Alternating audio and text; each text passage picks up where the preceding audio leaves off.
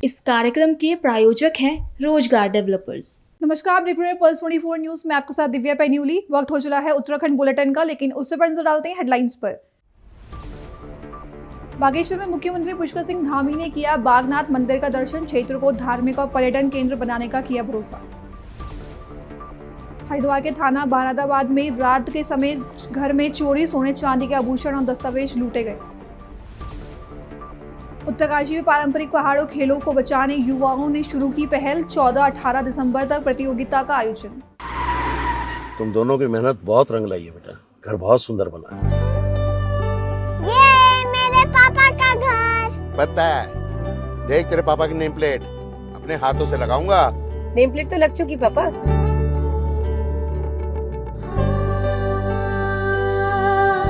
असल मेहनत तो आपने किया पापा, मुझे इस काबिल बनाने के लिए। वो जिंदगी भर किराए के मकान में रहे, लेकिन तो आज ये घर मेरा नहीं, ये है मेरे पापा का घर।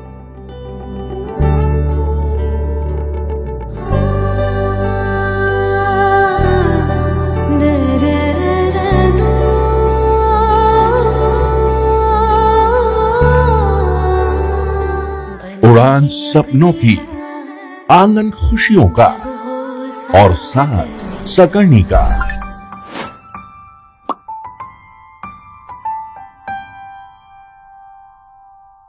60 वर्षों से आपके साथ मनोरंजन और संस्कार का संगम, जाह्नवी मैगजीन। अब खबरें विस्तार से।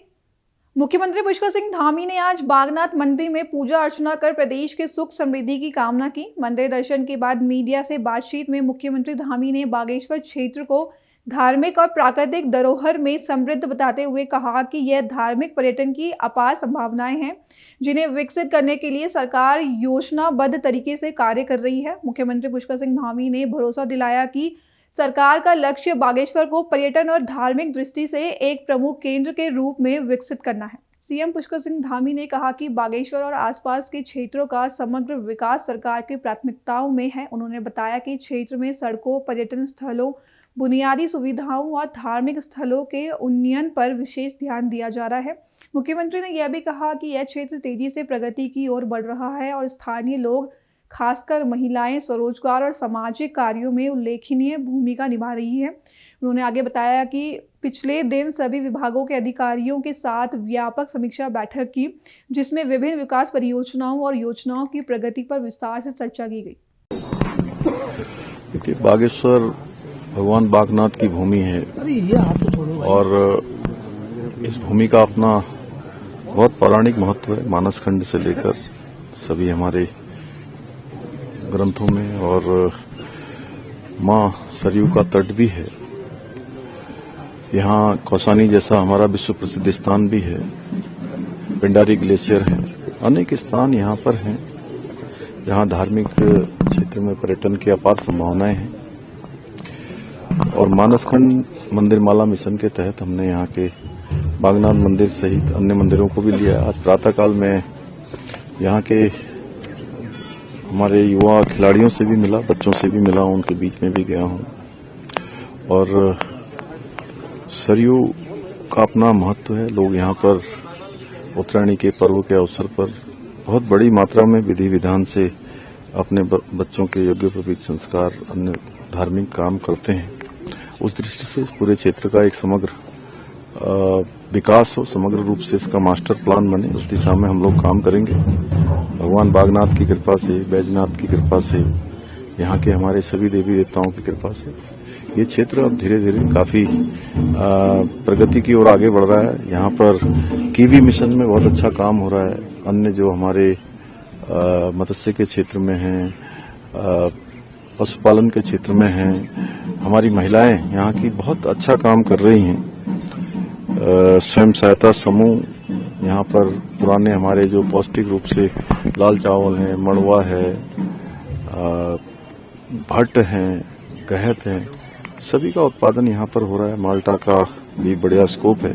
तो उस दिशा में कल व्यापक रूप से मैंने विस्तार से सभी विभागों के साथ बैठक की है। जल्दी इस दिशा में हम कार्य योजना को धरातल पर उतारने के लिए भी पूरी तरह से काम करेंगे। जिससे कि इस क्षेत्र के हर एक नौजवान को रोजगार मिले, हमारी जो मातृशक्ति है उनको हर क्षेत्र में आगे बढ़ने का अवसर मिले, यहाँ का समग्र विकास हो। क्योंकि ये जनपद हमारा एक ऐसा जनपद है जिसमें सभी प्रकार की प्रकृति के द्वारा प्रदत्त हमको उपहार हमको मिले हुए हैं। प्रकृति का हमको आशीर्वाद है, भगवान का आशीर्वाद है।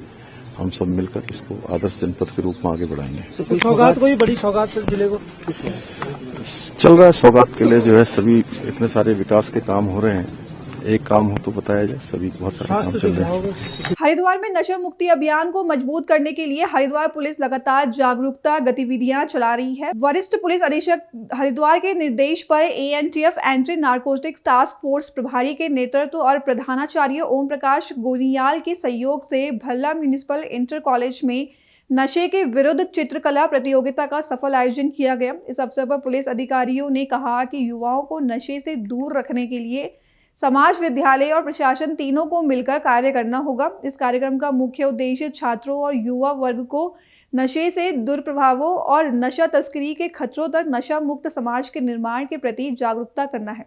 दरअसल कार्यक्रम में कक्षा 9 से 12 तक के लगभग 150 विद्यार्थियों ने भाग लिया और रंगों के माध्यम से नशीले पदार्थों से दूर रहने, जागरूकता फैलाने तथा स्वस्थ जीवन शैली अपनाने का संदेश प्रभावशाली ढंग से प्रस्तुत किया। प्रतियोगिता में उत्कृष्ट प्रदर्शन करने वाले विद्यार्थियों को पुलिस द्वारा प्रथम, द्वितीय एवं तृतीय पुरस्कार और प्रशस्ति पत्र देकर सम्मानित किया गया। साथ ही सभी प्रतिभागियों को प्रोत्साहन सम्मान भी प्रदान किया गया। ANTF हरिद्वार ने बताया कि नशा मुक्ति के लिए ऐसी जागरूकता गतिविधियां आगे भी लगातार जारी रहेगी ताकि समाज में सकारात्मक संदेश पहुंचे और युवा पीढ़ी नशे से दूर रहकर स्वस्थ व सुरक्षित भविष्य की ओर आगे बढ़ सके। हरिद्वार के थाना बहादुराबाद क्षेत्र में एक चोरी की घटना ने लोगों में सनसनी फैला दी है। वादिनी निवासी बहादुराबाद में थाने में ठहरी दी कि रात के समय अज्ञात चोर उनके घर में घुसकर अलमारी का ताला तोड़ते हुए सोने चांदी के आभूषण और आवश्यक दस्तावेज चोरी कर ले गया। घटना की गंभीरता को देखते हुए SSP हरिद्वार ने ASP ज्वालापुर को तुरंत टीम गठित करने और जांच के लिए आवश्यक दिशा निर्देश जारी दिए। दरअसल बहादुराबाद क्षेत्र में एक चोरी की घटना ने लोगों में सनसनी फैला दी है। घटना स्थल पर फील्ड यूनिट ने निरीक्षण किया और साक्ष्य संकलन किया। CCTV फुटेज का अध्ययन किया गया, लेकिन रात के समय होने के कारण चोर की स्पष्ट पहचान नहीं हो सकी। पुलिस ने मुखबिर तैनात किए और पूर्व में चोरी के मामलों में संलिप्त अभिव्यक्तियों को पूछताछ की। मुखबिर सूचना पर पुलिस ने पथरी पुल पिकेट पर मोटरसाइकिल सवार संदिग्ध व्यक्तियों को रोका। तलाशी के दौरान उसके कब्जे से चोरी की गई ज्वेलरी और मोटरसाइकिल बरामद हुई। पूछताछ में युवक ने बताया कि उसने मोटरसाइकिल भी देहात क्षेत्र से चोरी की थी। आरोपी के खिलाफ अग्रिम विधिक कार्रवाई की जा रही है और वाहन के स्वामी के संबंध में जानकारी जुटाई जा रही है। SSP हरिद्वार ने कहा कि पुलिस पूरी तत्परता से 7 अपराधियों को पकड़ने और चोरी जैसी घटनाओं को रोकने के लिए लगातार कार्रवाई कर रही है। जनपद उत्तरकाशी में पारंपरिक पहाड़ी खेल धीरे धीरे आधुनिकता के प्रभाव में विलुप्त होने के कगार पर हैं। खो-खो, पीठाग्राम, जलेबी, कूद, कुर्सी, दौड़ जैसी खेल शहरी जीवन और डिजिटल मनोरंजन के कारण युवाओं से दूर होती जा रही है। इस गंभीर स्थिति को देखते हुए वरुणा घाटी के स्थानीय युवाओं ने इन खेलों को बचाने और नई पीढ़ी में जागरूकता फैलाने के लिए पहल की है। युवाओं द्वारा 14 दिसंबर से 18 दिसंबर तक जगन्नाथ प्रांगण में इस पारंपरिक खेलों की प्रतियोगिता आयोजित की जाएगी। दरअसल प्रतियोगिता का मुख्य उद्देश्य ग्रामीण युवाओं और महिलाओं को खेलों में भाग लेने का अवसर देना और युवा वर्ग में इन खेलों के प्रति रुचि बढ़ाना है। आयोजन में महिलाओं को विशेष रूप से भागीदारी का मौका मिलेगा, जिससे महिलाओं और युवाओं में खेलों के प्रति उत्साह और सामाजिक सहभागिता बढ़े। इस पहल के माध्यम से स्थानीय युवा यह संदेश देना चाहते हैं कि हमारी संस्कृति और पारंपरिक खेल हमारी विरासत है और इन्हें संरक्षित करने के लिए सामूहिक प्रयास जरूरी है। प्रतियोगिता में भाग लेने वाले युवाओं और ग्रामीणों को इन खेलों की तकनीक और महत्व परिचित कराया जाएगा। वरुणा घाटी के युवाओं का यह प्रयास पारंपरिक खेलों को भविष्य की पीढ़ियों तक पहुंचाएं और सामाजिक मेलजोल को बढ़ावा देने की दिशा में एक सकारात्मक कदम माना जा रहा है। श्री जगन्नाथ धाम खेल एवं जन कल्याण समिति के संरक्षक के रूप में श्री जगन्नाथ धाम खेल और जन कल्याण समिति दिनांक 14 दिसंबर से 18 दिसंबर 2025 तक 5 दिवसीय विभिन्न खेल प्रतिस्पर्धाओं का आयोजन कर रही है और यह खेल आयोजन जो है ग्राम साल्ट में होंगे। इन खेलों में विशेष रूप से 8 खेल इसमें रखे गए हैं, वॉलीबॉल, शतरंज, कैरम, लूडो और महिलाओं के लिए जो स्थानीय महिलाएं हैं, क्योंकि उन्हें अवसर नहीं मिलता है आगे आने का, और तो उनके लिए जो है हमने खेल जो रखे हैं उसमें जलेबी दौड़ है, कुर्सी दौड़ है, पिट्ठूग्राम है और रस्साकसी है। और महिलाओं के लिए कोई प्रतिभाग शुल्क नहीं है। जो हमारी वॉलीबॉल खेल है, प्रतिस्पर्धा है, इसमें हमने 2 पोल बनाए हुए हैं। एक ग्रामीण पोल है, ग्रामीण पोल में ग्रामीण लोग और साथ में जो विद्यालय हैं, विद्यालयों के जो छात्र हैं वो इसमें होंगे, और ओपन पोल में जो शहरी हैं अन्य जो हैं वो सब इसमें आएंगे और अपने अपने पोल से खेलते हुए अंत में फाइनल में जाकर के ग्रामीण की टीम और इधर से ओपन से एक ओपन की टीम जाएगी और इस तरह से खेलेगी। मकसद क्या है? मकसद विशेष रूप से इसका मुख्य जो उद्देश्य वो यह है कि हम देख रहे हैं कि वर्तमान समय में जो युवा है वह नशे की ओर प्रवृत्त हो रहा है। उसे वो नशे से कैसे दूर रहे, उसकी ऊर्जा का कैसे सकारात्मक उपयोग किया जा सके, कैसे जो है लोगों को खेल के प्रति जो है जागरूक किया जा सके, तो ये सब इन सब उद्देश्यों को लेकर के जो है इस खेल का आयोजन किया जा रहा है। Okay sir. नैनीताल जिले के रामनगर क्षेत्र में पुछड़ी में वन विभाग की रिजर्व फॉरेस्ट भूमि से अतिक्रमण हटाने के लिए प्रशासन और पुलिस पूरी तरह से अलर्ट मोड पर है। एसएसपी नैनीताल मंजुनाथ टीसी ने स्पष्ट किया कि सरकारी कार्य में बाधा डालने वालों के खिलाफ बड़ी कानूनी कार्रवाई की जाएगी। संपूर्ण क्षेत्र को सुरक्षा की दृष्टि से 5 सुपर जोन में विभाजित किया गया है। इस अभियान के प्रभारी पुलिस अधीक्षक नैनीताल डॉक्टर जगदीश चंद्रा और सह प्रभारी पुलिस अधीक्षक हल्द्वानी मनोज कुमार कल्याण है। क्षेत्राधिकारी लाला कुंवर रामनगर, हल्द्वानी और नैनीताल को अलग अलग जोनों की जिम्मेदारी दी गई है। यातायात व्यवस्था की जिम्मेदारी निरीक्षक वेद प्रकाश भट्ट को सौंपी गई है। दरअसल अतिक्रमण हटाने की कार्रवाई के दौरान व्यापक सुरक्षा इंतजाम किए गए हैं। पूरे क्षेत्र की निगरानी ड्रोन कैमरे और वीडियोग्राफी से की जा रही है। कुछ लोगों के खिलाफ प्रिवेंटिव डिटेक्शन की कार्रवाई भी की गई है। प्रभारी निरीक्षक रामनगर सुशील जोशी को मौके पर सभी आवश्यक व्यवस्थाएं सुनिश्चित करने के निर्देश दिए गए हैं। डीएफओ प्रकाश आर्य के अनुसार अपर कोसी ब्लॉक में 170 परिवारों को बेदखली का आदेश दिया गया है। इनमें से कुछ परिवार पहले से ही स्वेच्छा से स्थान खाली कर चुके हैं। वर्तमान में लगभग 130 परिवार बचे हैं, जिनमें से करीब 40 परिवार न्यायालय चले गए हैं। जी देखिए, पुछड़ी में एक वन विभाग का जो है पेश कीमती लैंड है, रिजर्व फॉरेस्ट बोलते हैं। पुछड़ी में वन विभाग का रिजर्व फॉरेस्ट में तो कुछ अवांछनीय और बाहरी तत्वों द्वारा तो छोटा सा मजदूरी के आड़ में आकर जो है बहुत व्यापक तौर पे उन्होंने अतिक्रमण कर दिया है और डेमोग्राफी चेंज भी कारित किया गया है।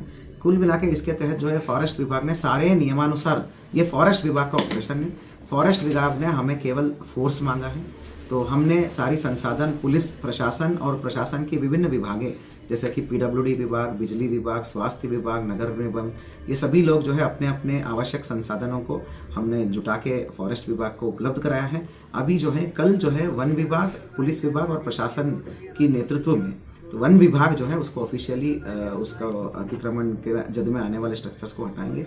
अभी तक हमारे जनपद में से कुल मिला के 3 एडिशनल एसपी, 3 सीओस और एसओ एसएचओस 8 और चौकी इंचार्ज 14 और एसआईस 50 और फोर्स जो 200 प्लस फोर्सेस हैं और multiple fire units, CPU units, traffic की टीम्स और एक एसडीआरएफ की team, tear gas squads, firing squads, videography teams के 2 ड्रोन्स और विभिन्न प्रकार की बैरियर्स का तैनाती करते हुए प्रिजन वैन्स के भी तैनाती कर रहे हैं। हमने कुल मिला के इस सब के अतिरिक्त 2 कंपनी पीएसी, 2 कंपनी और 2 प्लाटून पीएसी हमने तैनात किया है। इसमें जो है पीएचक्यू और माननीय कुमाऊं रेंज से भी हमके अतिरिक्त पुलिस बल प्रदान की जा रही है। तो ये सारे बल के अलावा अतिरिक्त पीएसी और पुलिस बल भी माननीय कुमाऊं रेंज महोदया प्रोवाइड करेंगे और कुल मिला के संयुक्त रूप से हम जो है वहाँ पे प्रशासन और पुलिस और फॉरेस्ट विभाग अतिक्रमण का चिन्हित अतिक्रमण को नियमानुसार उसको हटाने के काम करेंगे। इसके अलावा मसूरी में भारतीय दलित साहित्य अकादमी के तत्वावधान में रविवार को भारत रत्न बाबा अंबेडकर की पुण्यतिथि महापरिनिर्वाण दिवस के रूप में मनाई गई। अंबेडकर चौक पर आयोजित कार्यक्रम में मुख्य अतिथि एसडीएम मसूरी राहुल आनंद ने बाबा साहेब की मूर्ति पर पुष्पांजलि अर्पित कर उन्हें श्रद्धांजलि दी और उनके दिखाए मार्ग पर चलने का आह्वान किया। एसडीएम राहुल आनंद ने कहा कि बाबा साहेब ने पूरे समाज को एक सूत्र में बांधने का काम किया और उन्होंने संविधान का निर्माण कर देश को एक मजबूत कानूनी ढांचा दिया। उन्होंने बताया कि संविधान में सभी वर्गों और जातियों के लिए समान अधिकार सुनिश्चित किए गए। पूर्व पालिका अध्यक्ष मनमोहन सिंह मल्ल और भाजपा नेता आर्यन देव उनियाल ने कहा कि बाबा साहेब ने समाज को शिक्षा के महत्व के प्रति जागरूक किया और संगठित रहने का संदेश भी दिया। आज जो है पुण्यतिथि है, जिसको कि पूरा देश जो है परिनिर्वाण के दिवस के रूप में मनाते हैं।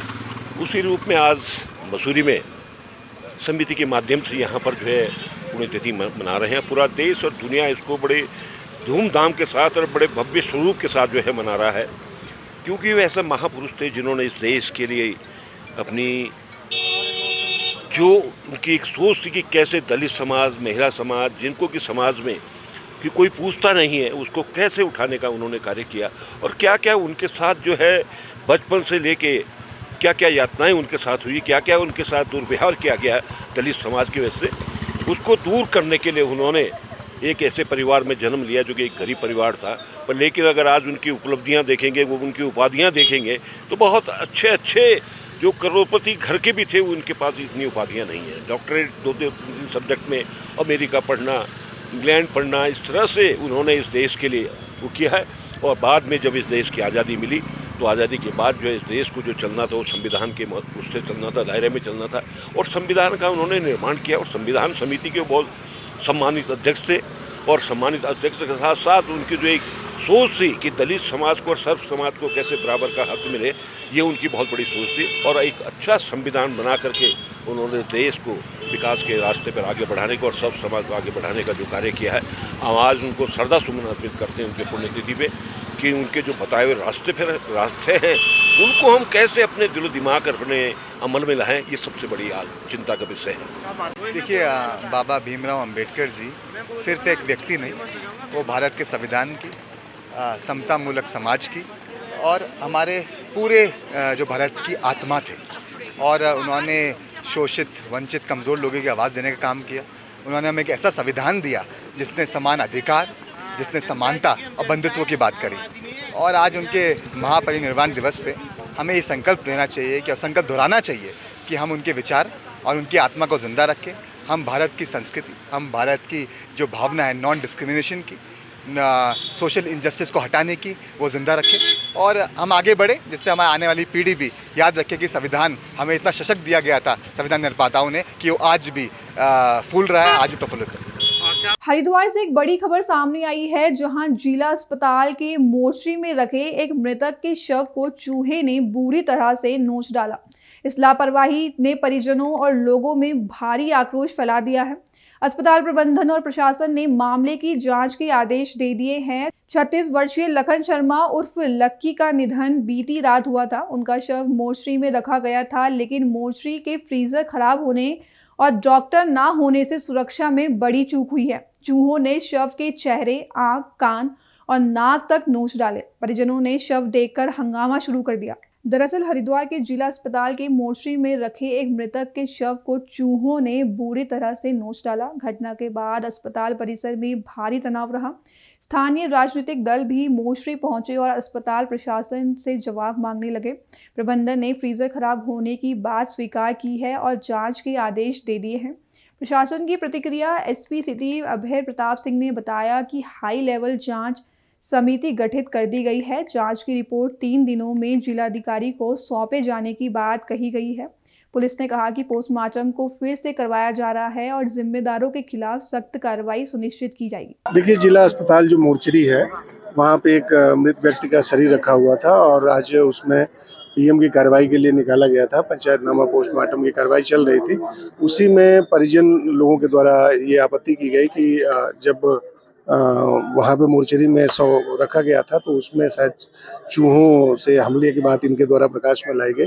जब यह मौके पे तत्काल एसडीएम साहब पहुंचे, पुलिस टीम भी पहुंची है, जिलाधिकारी महोदय से बात हुई है। सर के द्वारा एक हाई लेवल कमेटी गठित की गई है जो एडीएम साहब के नेतृत्व में गठित है और उस टीम में जो मेडिकल फील्ड के एक्सपर्ट लोग हैं वो भी हैं और इंक्वायरी में जो भी रिपोर्ट आएगी उसी के अनुसार इसमें कार्रवाई की जाएगी। सर, सीएमओ साहब अपनी जिम्मेदारी से भाग रहे हैं, अभी तक उनका कोई बयान नहीं आया, वो दिखाई नहीं दिए यहाँ पर। अभी जो अस्पताल प्रशासन से भी बात करने में पता चला है कि शायद सीएमओ साहब अवकाश पे हैं और उनकी जगह सीएमओ साहब चार्ज में है, तो उनसे भी अभी हमारी वार्ता चल रही है क्योंकि लोग काफ़ी आक्रोशित थे। तो सबसे पहले सभी संबंधित पक्षों से, उनके परिजनों से और उनके जो सचर हैं और अन्य लोगों से वार्ता की गई है। सबको समझाया गया है कि आपकी आपत्तियाँ जो भी हैं और जो घटनाक्रम के बारे में इनके द्वारा बताया गया निश्चित रूप से दुर्भाग्यपूर्ण है, लेकिन एक बार जो हायर कमेटी है उसकी जांच की रिपोर्ट का इंतजार करिए और जो भी होगा उसी के हिसाब से कार्रवाई। लापरवाही का नतीजा है, सीधा सीधा बात है जो ये हुआ है, इसके बारे में क्या कहेंगे? देखिए, अभी हमारे पास टेक्निकली कोई जानकारी नहीं है और ये जब कमेटी उसकी जांच कर लेगी,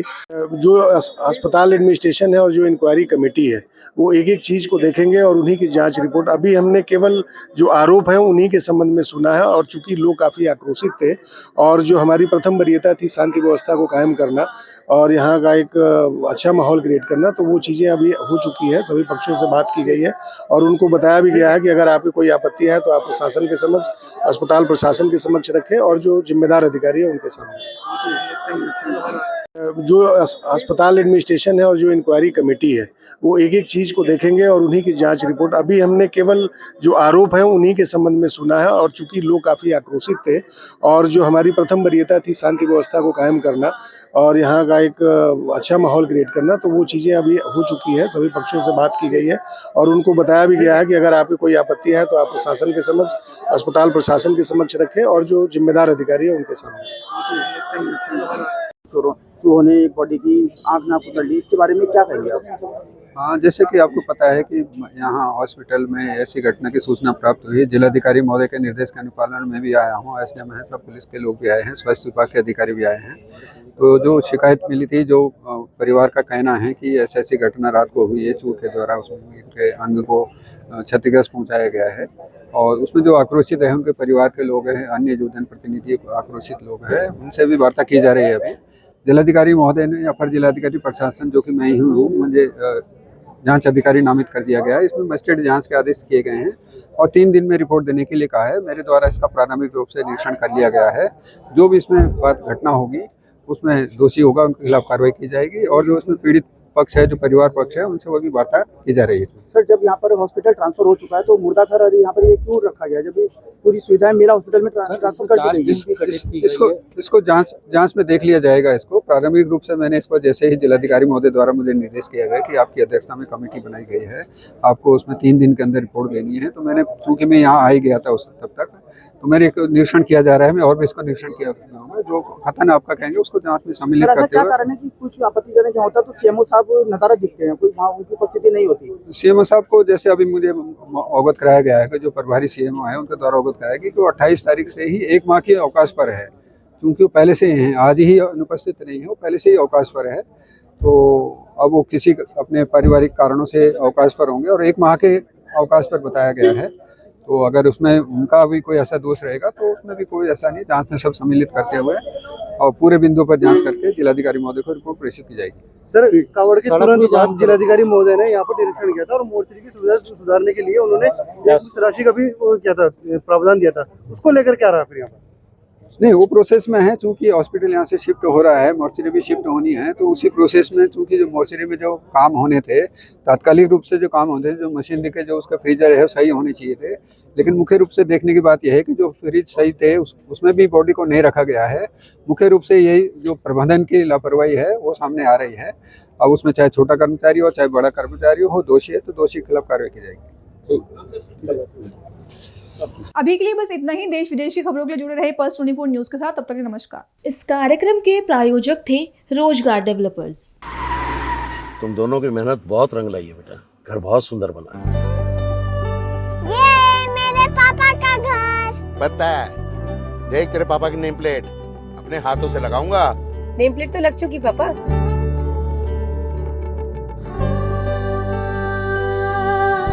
असल मेहनत तो आपने की है पापा, मुझे इस काबिल बनाने के लिए।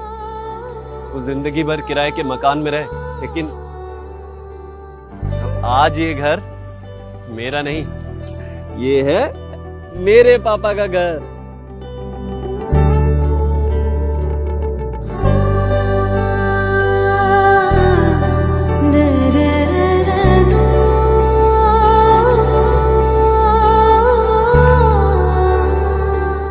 उड़ान सपनों की, आंगन खुशियों का और साथ सकर्णी का।